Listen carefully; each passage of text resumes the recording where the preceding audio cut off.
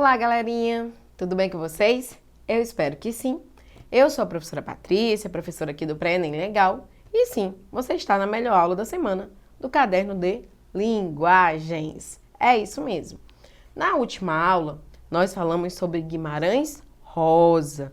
Você que chegou agora não sabe o que está acontecendo. Saiba que tem muitas aulas lá na plataforma Eduque, tá? Então visita a plataforma para assistir as aulas do meu componente curricular ou de outros componentes para você revisar para o Enem, o Exame Nacional do Ensino Médio, tá?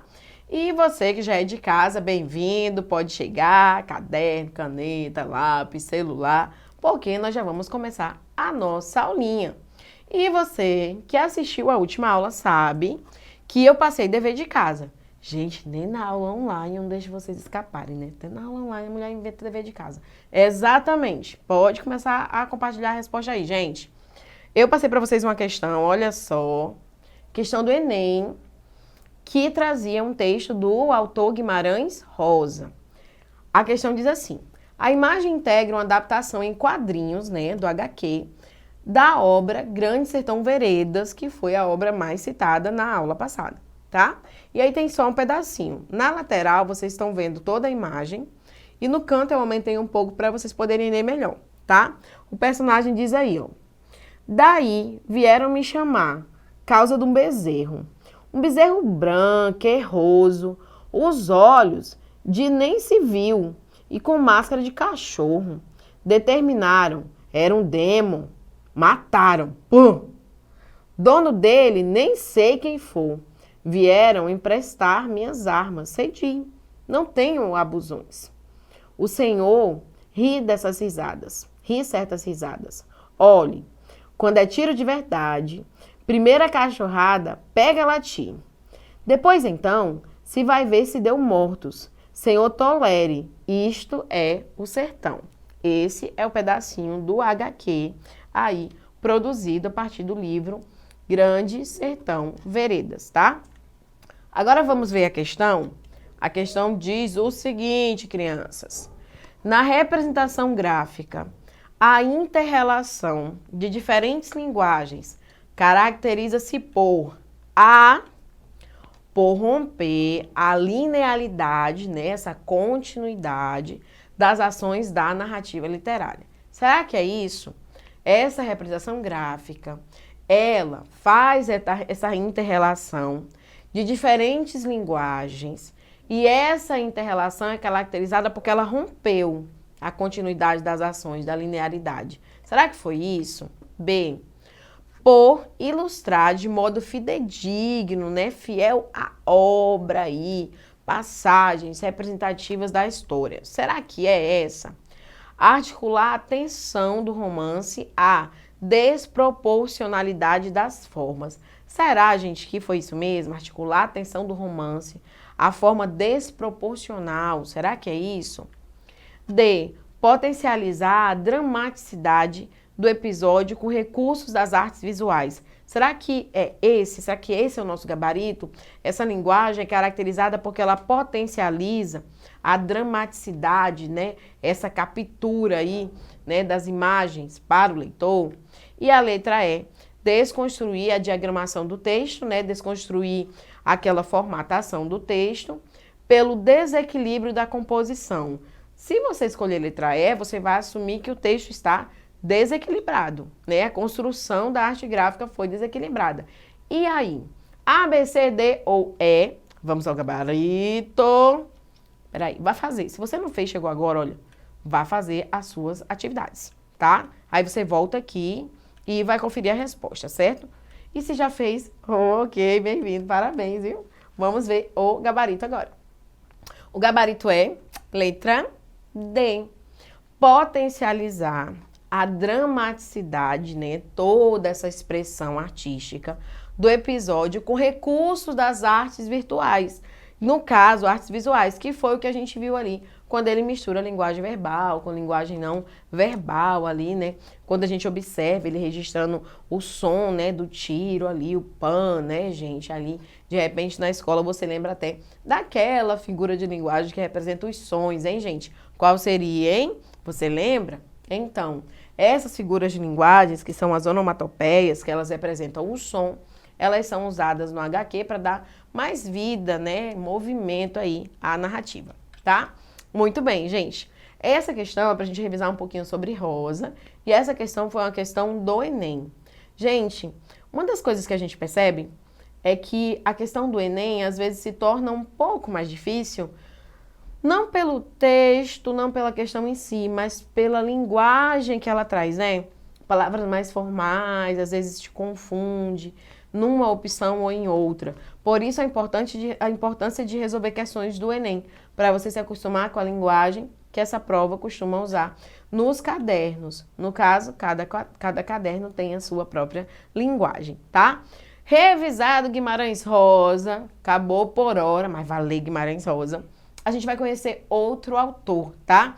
Basicamente, a gente está de autor para autor, fazendo aí, né, aquele elenco de artistas, de escritores, tá? Vamos falar um pouquinho do autor de hoje? O nome dele é José Lins do Rego, e ele também é um autor do modernismo do Brasil. Quarto ocupante da cadeira 25, lá daquela academia, né? Só que a academia ali que vocês estão vendo, ela é Academia Austragésilo de Ataíde, tá bom? Bom, eleito em 15 de setembro de 1955, a sucessão de Adalfo de Paiva é recebido pelo acadêmico Austragésilo de Ataíde, em 15 de dezembro de 1956. Ufa, gente, difícil, não foi? José Lins do Rego. Também o sobrenome dele, o outro é Cavalcante, né? Mas é mais conhecido como José Lins do Rego. Foi romancista e jornalista, tá? Nasceu no Engenho Corredor Pilar, lá na Paraíba, no dia 3 de junho de 1901. E ele faleceu, gente, lá no Rio de Janeiro, no dia 12 de setembro de 1957. Filho do João do Rego Cavalcante e da dona Amélia Lins Cavalcante. Fez os primeiros estudos em um colégio chamado Colégio Itabaiana, no Instituto Nossa Senhora do Carmo e no Colégio Diocesano Pio, né, 10º aí de João Pessoa. O nosso autor, ele continuou os seus estudos lá no Colégio Carneiro Leão e Oswaldo Cruz, lá no Recife. Desde então, revelaram-se seus pendores literários, né, as suas peculiaridades, especificidades, revelaram seu talento para a literatura. E em 1916, ele tem o primeiro contato com o Ateneu, que é um livro escrito pelo autor Raul Pompeia. Em 1918, quando ele tinha 17 aninhos, ele buscou aí conhecimento das obras, né, saber mais sobre as obras do Machado de Assis. E a obra que ele vai aí se deleitar é a obra Dom Casmurro, que também já falamos sobre elas em aulas anteriores, tá? Desde a infância, a gente percebia, né, as pessoas que conviviam com ele percebiam que ele trazia raízes. E eles falam dessas raízes do sangue e da terra que vinham dos seus pais. E isso era passado de geração em geração por pessoas ligadas ao mundo rural e do Nordeste açucareiro. O que seria essa raiz do sangue e da terra? Gente, é muito comum, quando você vai lá estudar história, você perceber esses movimentos rurais e da defesa pela posse de terras, tá? Então, é bem comum que a gente encontre disputas de terras sendo registradas no livro de história, um livro de sociologia ali, tá? E aí ele fala sobre essas raízes de quem ouviu, né, histórias, teve conhecimento, né, viu algumas situações difíceis. Então, ele vai acabar retratando um pouco sobre isso também, tá? O nosso autor, ele fez direito lá em Recife, né, ele se forma em direito, mas lá cursando a faculdade, ele, vamos dizer assim, ele teve mais contatos, ele ampliou, gente, seu grupo de amigos, né? E ele acabou fazendo mais amizades com pessoas do meio literário pernambucano, tornando-se amigo de José Américo de Almeida, do Osório Borba, do Luiz Delgado, do Aníbal Fernandes, do Gilberto Freire. E a amizade dele com Gilberto Freire, lá em 1923, fez com que fosse mais, não vou dizer mais fácil, mas com que ele conseguisse fazer uma temporada de estudo, gente, lá nos Estados Unidos, tá? E isso, claro, marcou muito o nosso autor, que acabou captando também mais sobre aquelas experiências ali, tá? Nós vamos observar também que o nosso autor, ele foi promotor, né? Como eu falei para vocês, ele se formou em Direito lá em Anhanguera, em Minas Gerais, e casou-se em 1924 com a dona Filomena, conhecida como Naná, tá? Transferiu-se em 26, 2 anos depois, para a capital de Alagoas, onde ele passou a trabalhar como fiscal dos bancos e nessa profissão ele ficou até 1930. Em 1931 ele passa a ser fiscal do consumo e ele fica nessa profissão até 1935. Em 1935, já em Maceió, ele deixa o cargo, vai para Maceió, torna-se colaborador do Jornal de Alagoas e passa a fazer parte do grupo de Graciliano Ramos, Raquel de Queiroz, Aurélio Buarque de Holanda, o Jorge de Lima, o Valdemar Cavalcante, o Aloísio Branco, o Carlos Paurílio e esses são autores que compõem a geração de 30, tá? A segunda geração modernista aqui no Brasil. Como vocês puderam perceber, ele tem muitos amigos. Então, além de exercer a carreira no direito, paralelamente, ele também tem esses trabalhos aí na área de literatura, tá? Bom, também temos que a obra dele acabou sendo considerada uma obra documental, tá, gente? Isso, porque ela vai trazer retrato aí sobre determinados períodos ali, né, da região brasileira. E aí também ele vai trazer muitas críticas, sobretudo, a gente percebe que o João do Rio vai fazer um trabalho, e isso vai acabar tornando o nosso autor ainda mais conhecido, quando ele faz esse trabalho analisando a obra do autor, contando um pouco aí sobre ele para as outras pessoas, tá? O livro dele foi premiado, prêmio da Fundação Graça Aranha. E em 1933 publicou um livro chamado Doidinho, tá? E o seu segundo livro, O Ciclo da Cana-de-Açúcar. O ciclo da cana-de-açúcar, como ele aconteceu no Brasil mesmo, e você sabe, por conta das aulas de história, ele acabou sendo um cenário para a escrita do nosso autor. Como ele capta o momento histórico associado ao costume, às tradições das pessoas, é aí que o livro ganha um caráter documental, tá? Gente, o nosso autor de hoje, que é o José Lins do Rego, ele foi nomeado fiscal do imposto de consumo lá em 35, em Maceió, né? E aí ele transferiu-se depois disso para o Rio de Janeiro, onde ele passou a residir, né? Foi morar lá. E aí ele disse que se encontra carioca, agora ele é carioca da gema, né? Já está por lá, todo entendido. Por essa época, ele também começa a fazer muitas amizades com a galera do esporte, tá, gente? Então ele acaba se apaixonando por futebol. É isso mesmo, passa a ser o seu esporte predileto. E, gente, ele passa, né, a ter aí o amor dele, a paixão dele pelo futebol representado por um time, que é o Flamengo. É isso mesmo, timão, hein, gente?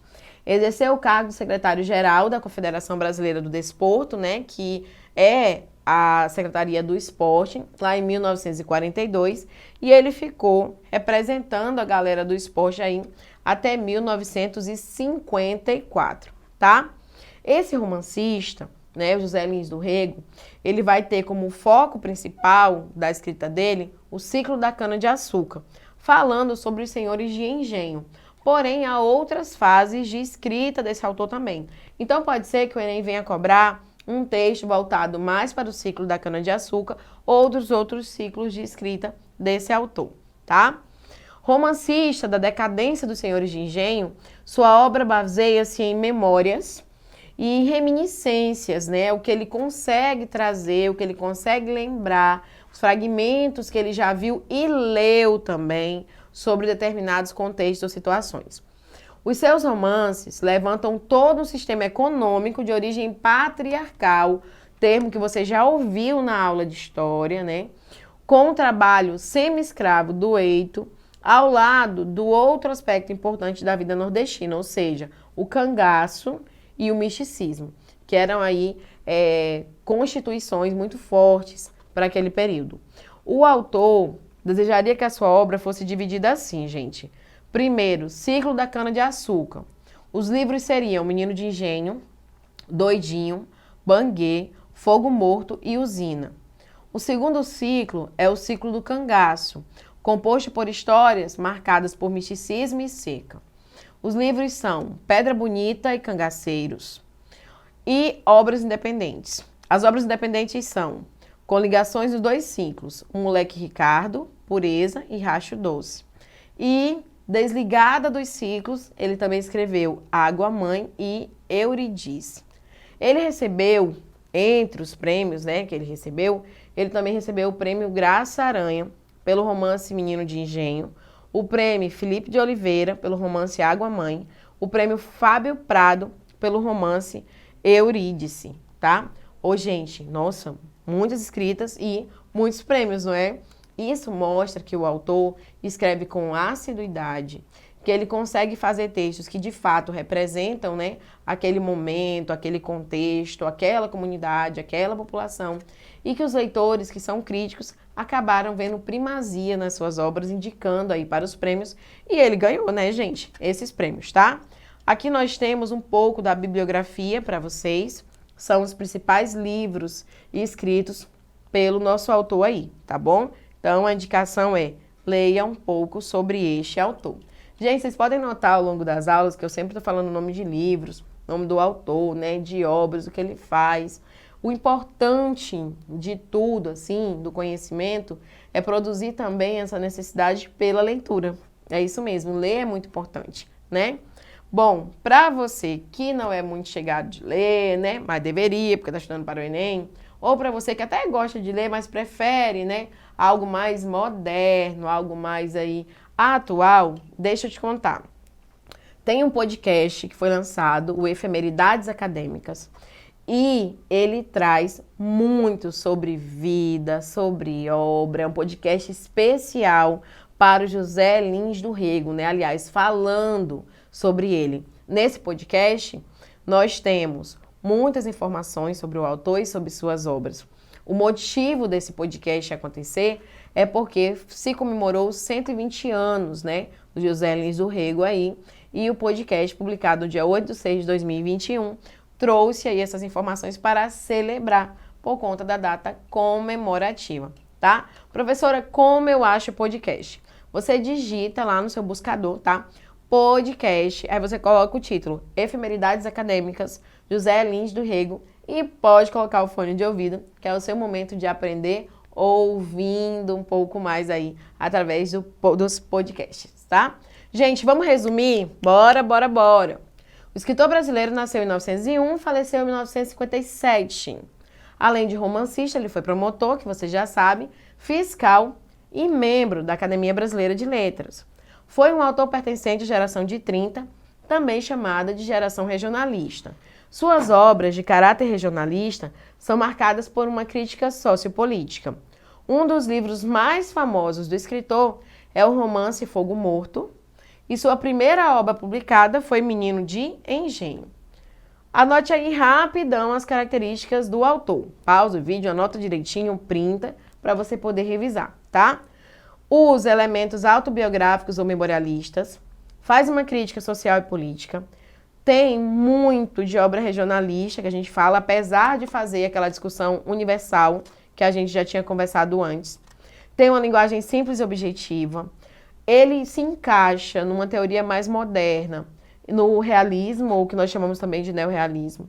Ele usa muito do determinismo enquanto corrente, né? O personagem é influenciado pelo meio, seria isso. Uma valorização da linguagem coloquial, valorização da cultura regional e nacional, patriarcalismo e autoritarismo em evidência, não do autor, mas dos personagens que ele traz dentro do enredo, e uma denúncia de privilégios e injustiças sociais. Bom, muito bem. Quantas informações, né, gente? Vamos falar um pouquinho de Fogo Morto antes de fazer as questões? Vamos lá. Fogo Morto. Esse romance é dividido em 3 partes, tá? A primeira centra-se no personagem, que é o mestre José Amaro. Ele, a esposa e a filha moram nas terras que pertencem ao seu Lula, dono do engenho Santa Fé. O José Amaro, ele é um homem muito amargurado devido à sua situação social e ao fato de não ter tido nenhum filho, né? Ai, professora, mas ele tinha uma filha ali. Gente, é porque ele queria muito ter um menino, tá? A segunda parte conta um pouco da história desse engenho Santa Fé, que foi herdado pelo seu Lula após ele se casar com a dona Amélia, filha do capitão Tomás Cabral de Melo, antigo proprietário de terras. Incompetente para cuidar dos negócios, o seu Lula, ele assiste a decadência do engenho da família, né? Ele acompanha ali, que se transforma em um fogo morto, né? Ou seja, é um engenho inativo. E é daí que vem o nome do livro, Fogo Morto ali, né? Um engenho que já não funciona. De um lado, temos o autoritário e decadente senhor do engenho, e de outro, um humilde, mas indignado celeiro. Ao se revoltar contra seu Lula, o José Amaro, ele é expulso da sua casa.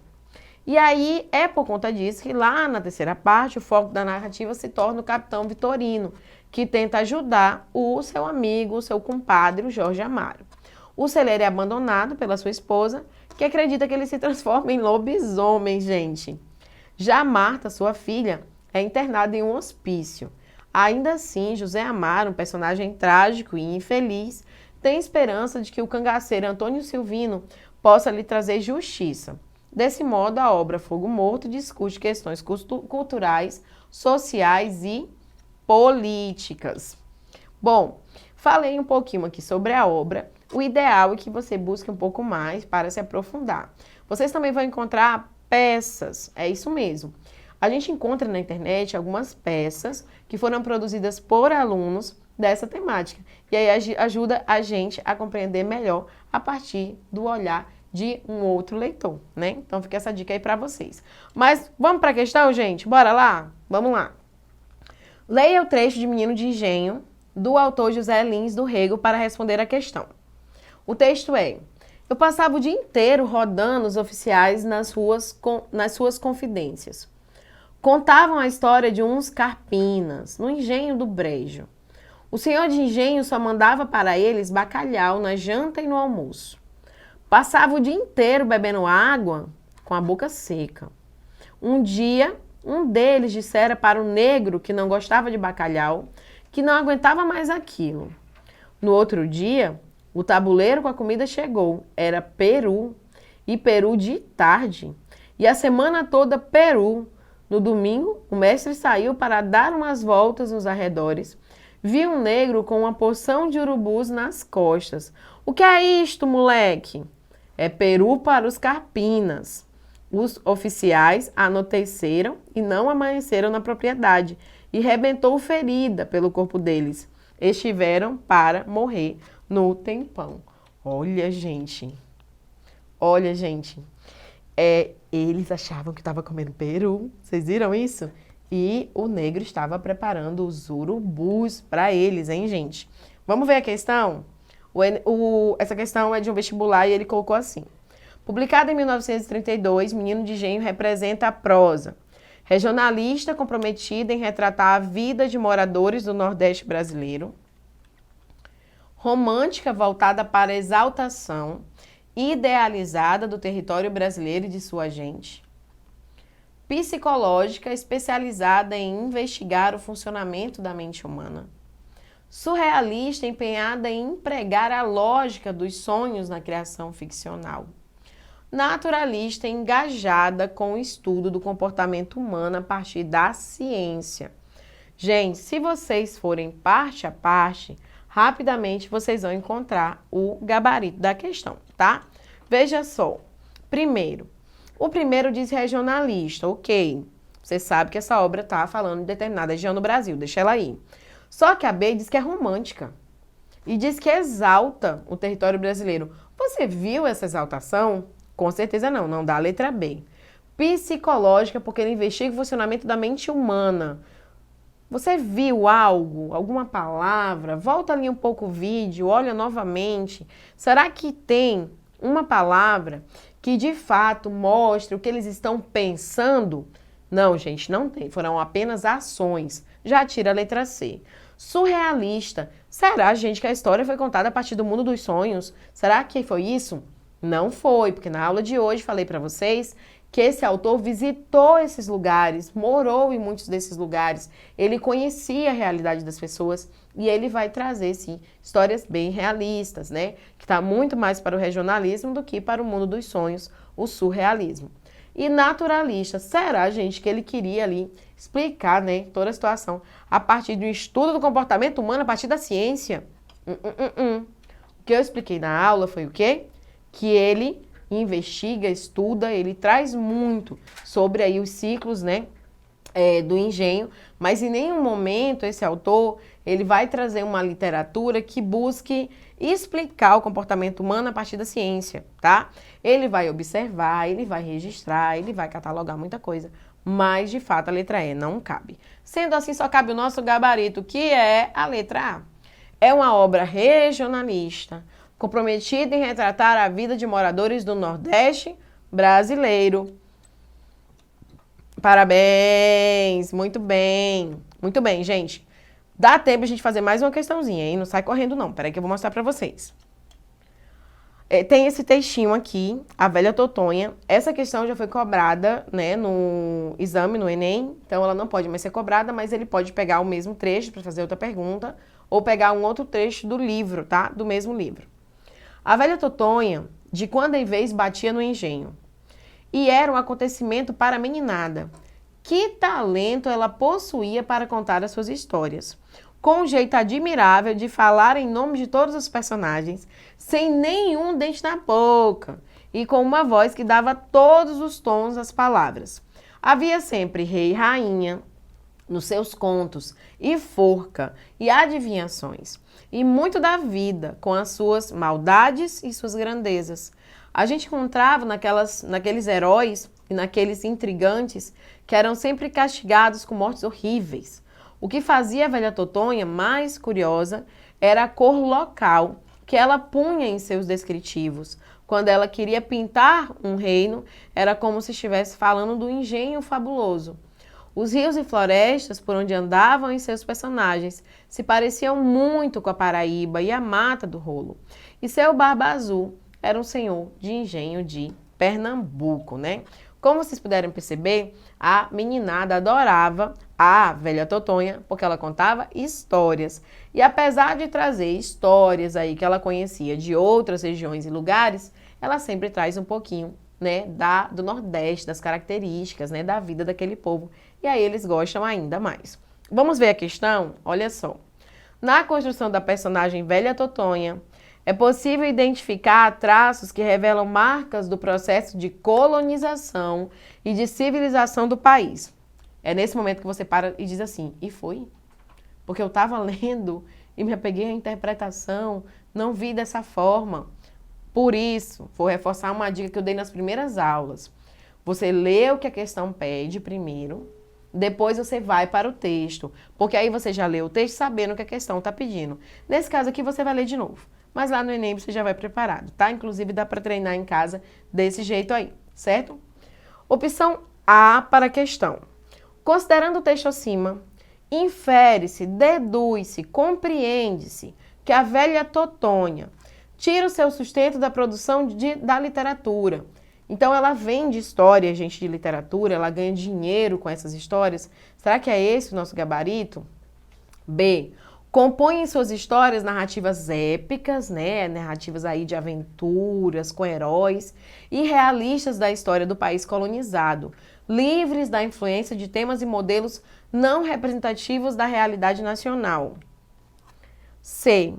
Retrata na construção dos espaços dos contos a civilização urbana europeia, em concomitância com a representação literária dos engenhos, rios, florestas no Brasil. Será que é essa, né? Ela reconstrói os espaços dos contos, aproxima-se ao incluir elementos fabulosos, né, nos contos, elementos fantásticos, do próprio romancista, né, daquele que cria o romance, o qual pretende retratar a realidade brasileira de forma tão grandiosa quanto a europeia. E a última opção que foi colocada, imprime marcas, né? Ele conseguiu registrar ali marcas da realidade local em suas narrativas, que tem como modelo e origem as formas da literatura e da cultura europeia universalizada. E aí, gente, pausa o vídeo, lê novamente, marca sua resposta e volta aqui para conferir o gabarito. Voltou? Parabéns! Vamos ver então a resposta? Vamos lá, gente, e o nosso gabarito é a letra E, gente. Imprime marcas da realidade local, o lugar, os costumes, os nomes. E tem como modelo a origem, né? E origem as fontes da literatura e da cultura europeia universalizada. Vejam que no final do texto ele fala que o Barba Azul dela, ele é lá da região do Nordeste. Então ela traz uma história que é conhecida universalmente, né? Ela faz parte da cultura europeia e ela traz essa história para poder falar sobre o Brasil, a cultura, as lendas, as tradições, tá bom? Essas foram algumas questões sobre o José Lins do Rego, tá bom? E hoje encerramos nossa aula. Para assistir essa aula ou outras, você vai visitar a plataforma que está indicada aí para vocês, a plataforma Eduque. E é claro que eu já estou esperando vocês lá na próxima aula. Até lá!